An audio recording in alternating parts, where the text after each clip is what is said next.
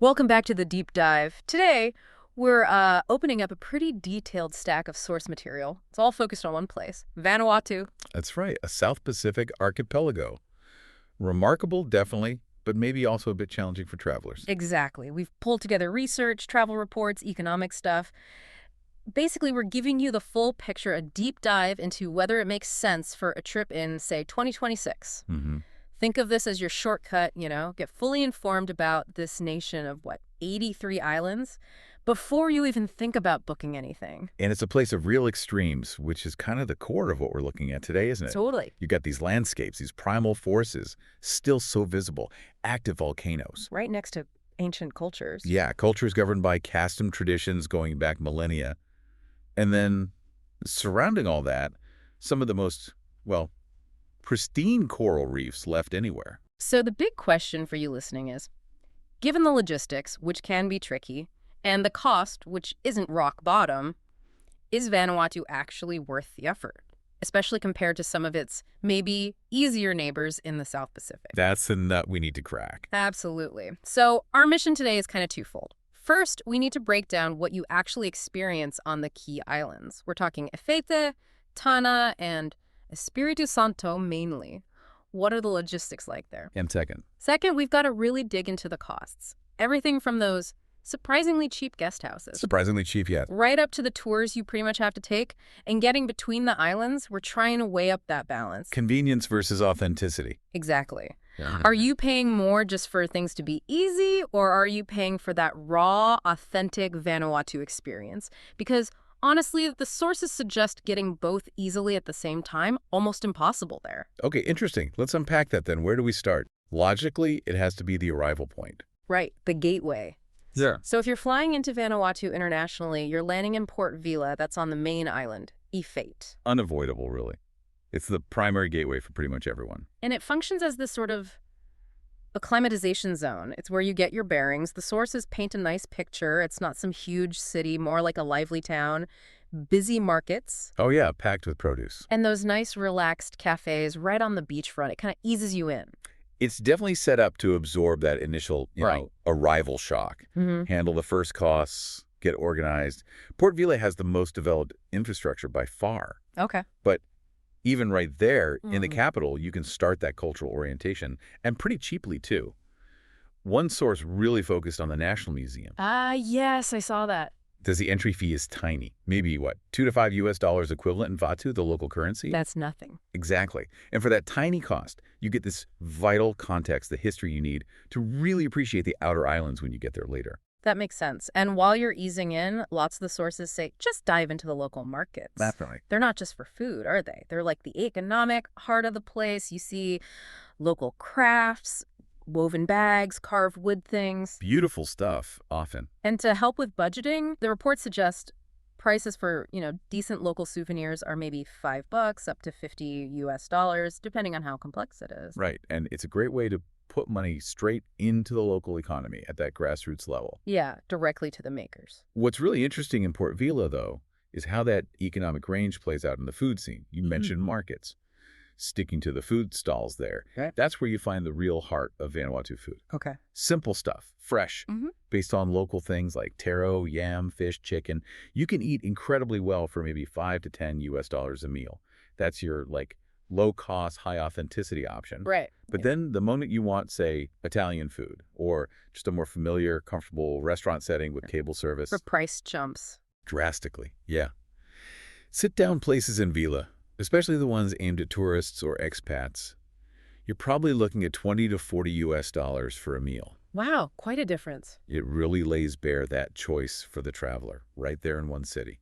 Simple, cheap immersion, or convenient, more expensive comfort. And that choice carries right over into where you sleep, doesn't it? Absolutely. Accommodation in Port Vila is where you see the biggest range in the whole country, really. The only place with that kind of scale. So, at the bottom end. Budget end, the sources say you can find basic guest houses for around $30 a night. $30? I mean, that sounds amazing for the South Pacific. That region's usually known for being pricey. But what's the catch? What are you giving up for $30? Okay, that's the crucial caveat we need to talk about. $30 sounds great, but you are sacrificing Well, reliability and standard Western comforts. Like what specifically? Our analysis suggests that at the $30 level, you probably won't have guaranteed hot water, air Yeah. conditioning. Almost certainly not. And booking might be more about, knowing someone locally than using a website. It's minimal infrastructure, Yeah. very minimal. Okay, so that $30 price tag demands a bit more flexibility, patience. Exactly. Adaptability is key. Now, if you step up to what we'd call mid-range comfort, say that $80 to $150 a night range, What are you paying for then? you're paying for reliability, mostly. Guaranteed aircon, power that stays on, probably pool, and definitely the ease of booking online through normal channels. Okay, predictability. Precisely. Port Vila really is that convenience hub. Lets you shake off the jet lag, sort out your plans before you head out to the roared adventure of the outer islands. It's where you shift from just watching to actually doing. Got it. Makes sense as a starting point. Right, so once you're stocked up, adjusted in Vila, Yeah. the next logical step for the real adventure, according to the sources, is Tanna Island. Tanna. Yeah, its reputation definitely precedes it, and it's all about one thing, isn't it? Mount Yasur. That's the powerhouse. The island's fame rests almost entirely on that volcano. It's known worldwide as one of the most accessible active volcanoes. Accessible meaning. You can get really close. Unusually close, yeah. The sources confirm visitors can often stand remarkably near the caldera, feeling the ground shake, watching actual eruptions. It's intense. Wow. That ability to experience a live volcano, that's Tanna's big draw.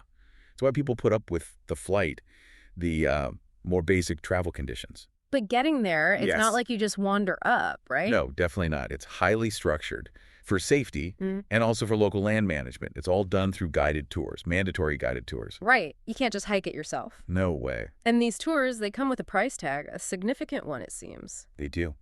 It needs to be factored into the budget up front. The sources put the all-in cost, that's transport from your accommodation, plus park fees somewhere between $70 and $120. Okay, so if you're trying to stick to that, say, $100 a day budget, Yep. that one activity blows through more than a whole day's worth. It does. Which brings us to the aha moment, the thing that makes the cost seem worthwhile. Which is? While seeing it during the day is impressive, the sources are unanimous. The sunset and night tours are the real deal. That's when the spectacle is just unbelievable. Because of the lava. Exactly. You're not just seeing ash and smoke.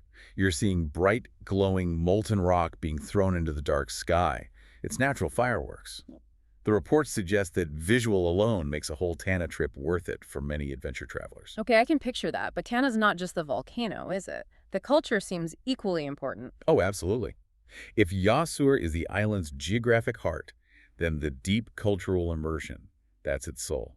Tanna is widely seen as the sort of epicenter of Vanuatu's traditional culture, the whole concept of Kastom. Right, Kastom. We need to unpack that word a bit because it comes up constantly in the research. We really do. It's crucial. Kastom isn't just like a show put on for tourists. It's the whole system. The whole system. Yeah, traditional Melanesian law, their beliefs, social structures, how they own land. It dictates daily life and how things are run in the villages, often completely separate from the official government in Port Vila. Wow. So experiencing Kastom, usually by engaging respectfully with local villages, that's a massive highlight. It offers this glimpse into a way of life that's barely been touched by globalization.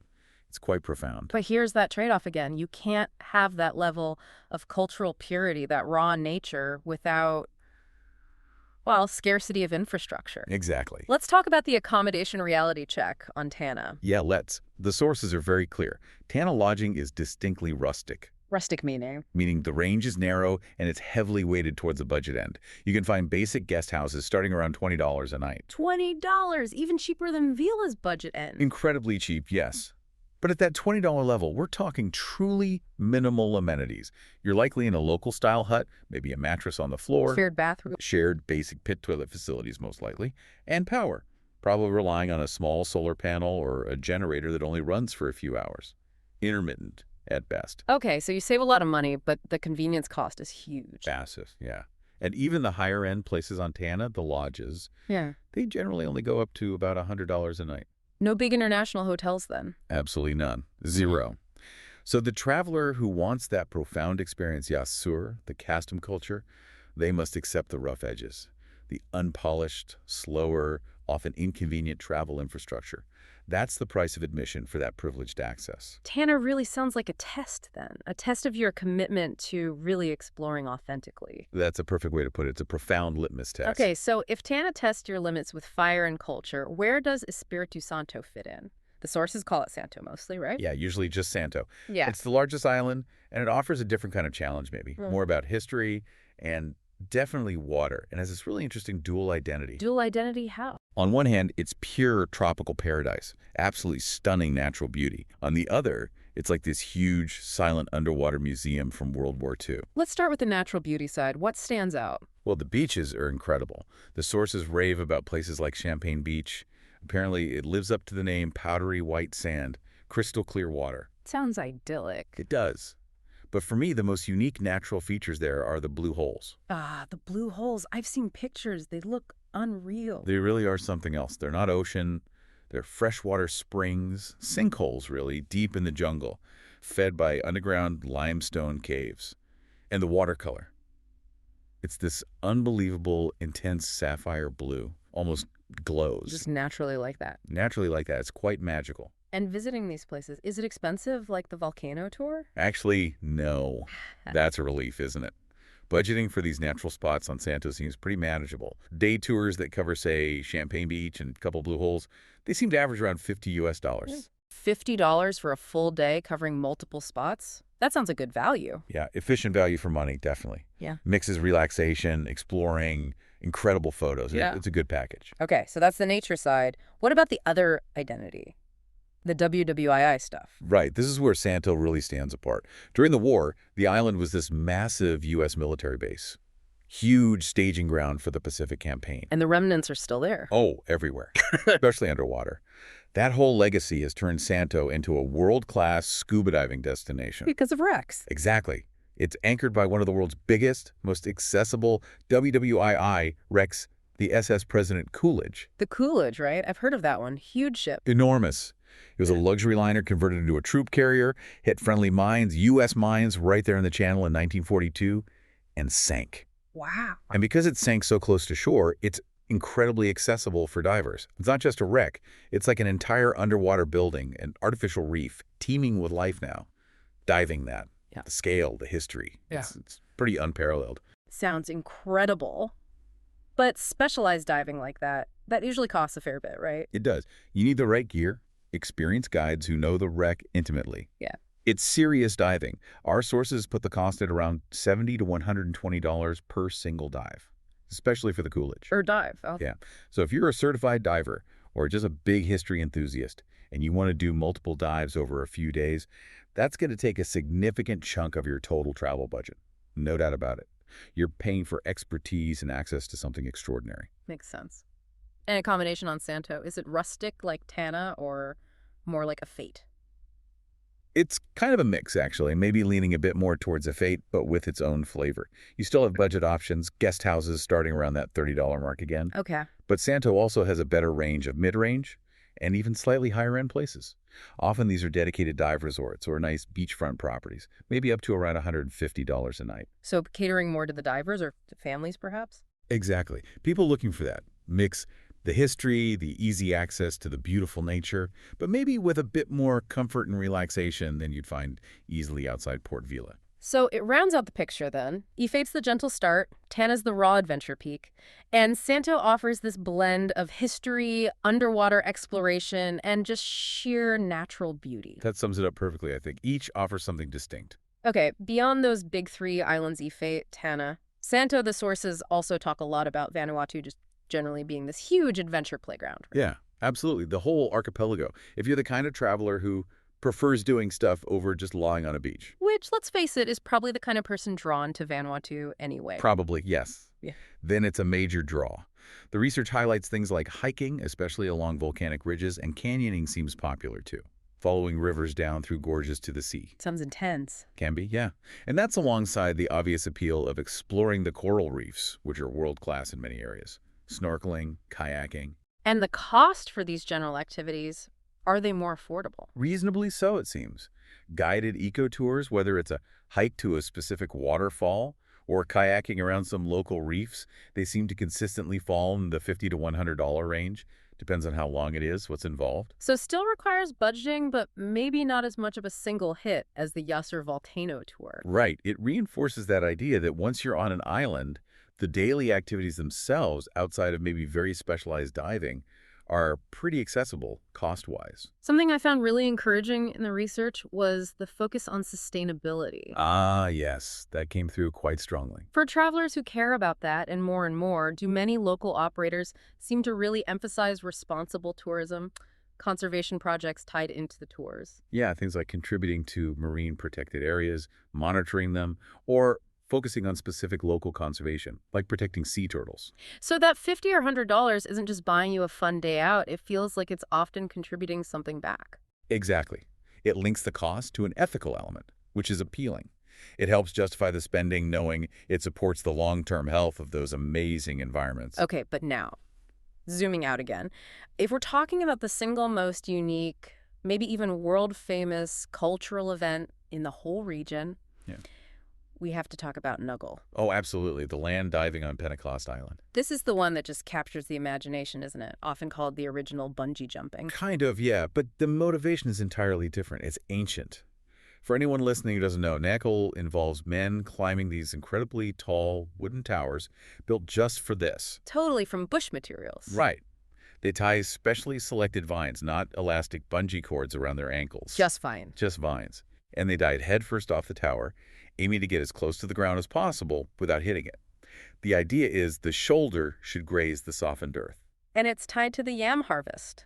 Exactly. It's a fertility ritual. Mm. Deeply spiritual, incredibly important for the community, and a spectacle of just unbelievable bravery. It sounds like the absolute peak of authentic cultural immersion Vanuatu offers. Arguably, yes. But it demands serious commitment from a traveler. First, timing.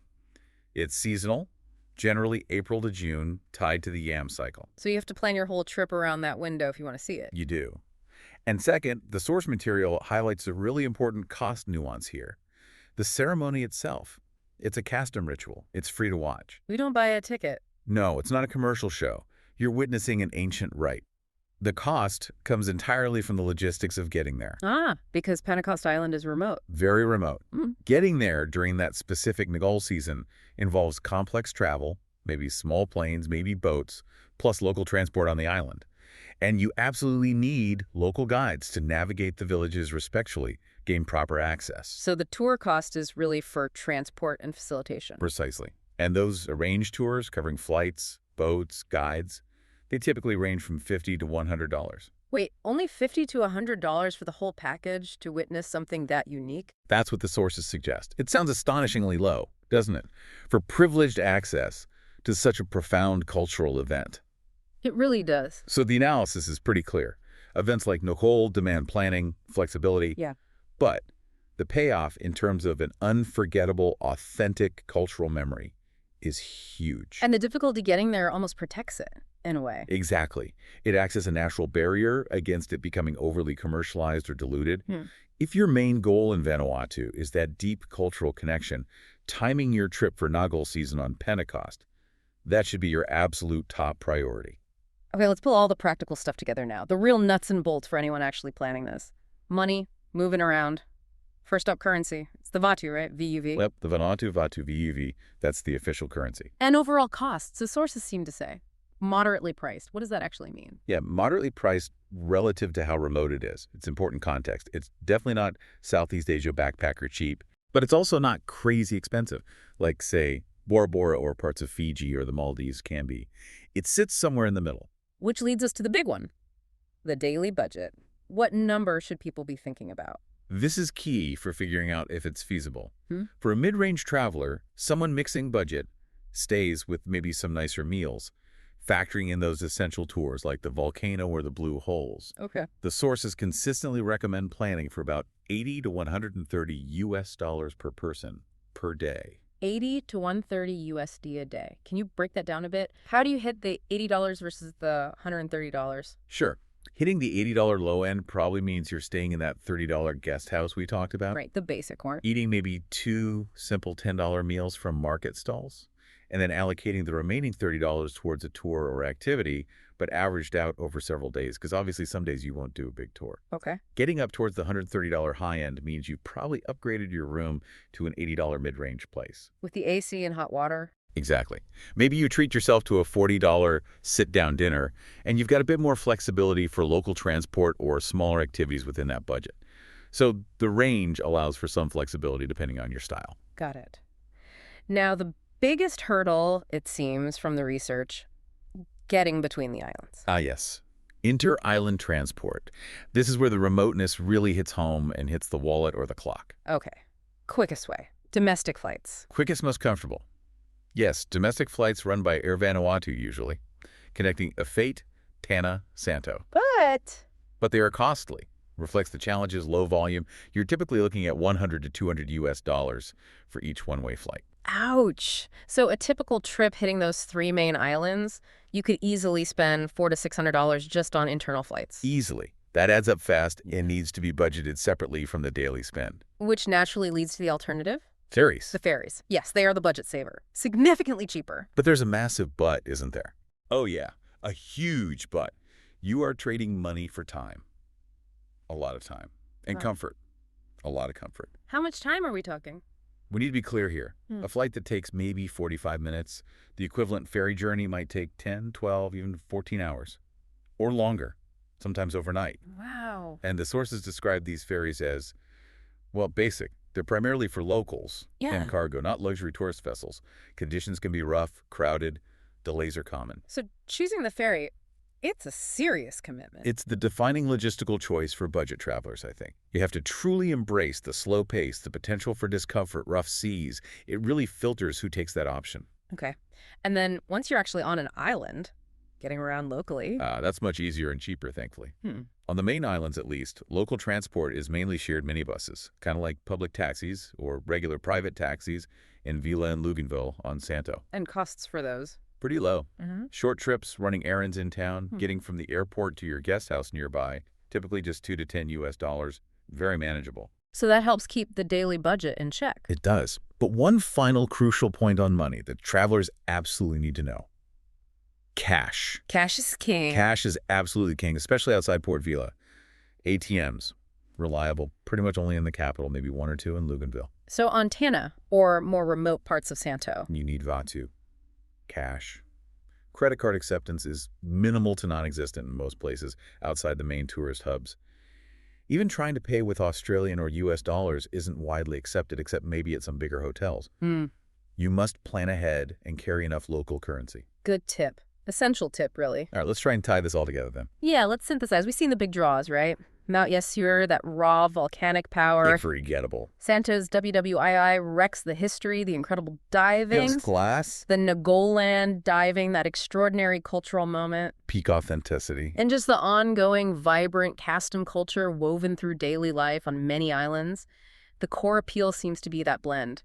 Genuine cultural experiences plus stunning, sometimes challenging natural beauty. Agreed. And so the final verdict, based on everything we've reviewed in the source material, What do you think? it's a definite yes.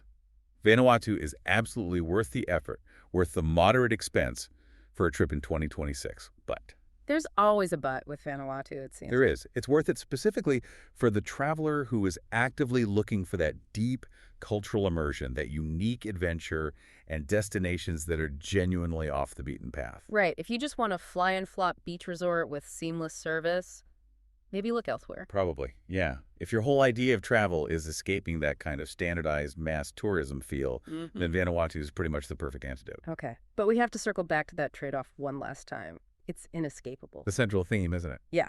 The remoteness, the infrastructure, which is often basic. Let's be honest, it absolutely reduces convenience. You will likely face delays. Accommodation outside Efate is often rustic.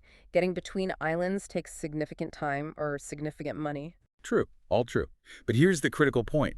The analysis that comes through, that very inconvenience, that lack of seamlessness, that's precisely the filter that protects Vanuatu's charm.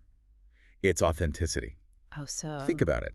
If Vanuatu was suddenly easy, Super streamlined, paved roads everywhere, full of international five-star hotels. The Kastom culture on Tanna wouldn't survive that unchanged. Exactly. It would inevitably erode, become commodified.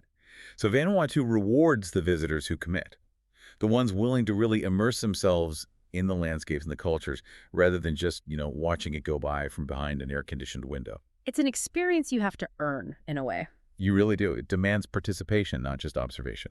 Okay, so that leads perfectly into our final provocative thought for you listening. Considering that moderate daily budget, $80 to $130, which, as we've said, requires accepting some friction, some rustic realities, what kind of traveler, the really committed kind, might actually find that inconvenience itself to be the ultimate luxury? That's interesting. Defining inconvenience as luxury. Yeah, flipping it on its head. Well, think about what luxury often means in modern travel. Sometimes it's about exclusivity, right? Separation from the crowds. Sure. In that sense, the physical effort, the logistical hurdles of Vanuatu, the ferry schedules, needing cash, patchy internet, they act as this natural barrier. A filter. A filter, exactly. It ensures that the people you meet there, both locals living their lives and fellow travelers who've made the effort, are generally there for the right reasons. They're committed to authentic exploration, not just ticking a box. So the barrier to entry protects the value of the experience. Ironically, yes. It preserves something special. It makes the inconvenience, well, maybe it makes it a kind of unlisted secret luxury, the luxury of genuine discovery, far from the easy path. A challenge that rewards the truly curious. I like that. Me too. Okay, lots to think about there. Until next time on The Deep Dive, keep exploring.